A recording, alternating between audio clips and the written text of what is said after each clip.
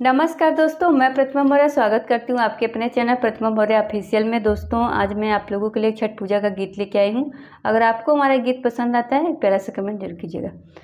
के बोवे झारग धनवा, के बोवे लानार, के बोवे झारग धनवा, के बोवे लानार, के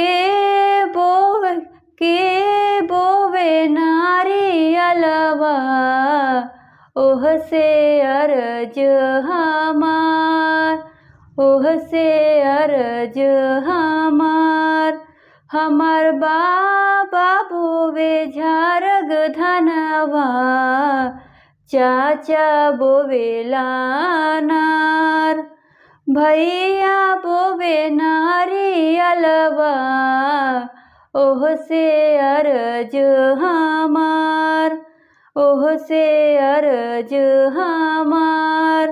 के लगावे उखिया, के केलवा के झाड़, के लगावे अमरुदिया, ओह से अर्ज हमार। मोरे बाबा लगावे उखिया, चाचा केलवा के झाड़, भैया लगावे अमरुदिया, ओह से अर्ज हमार, ओह से अर्ज हमार।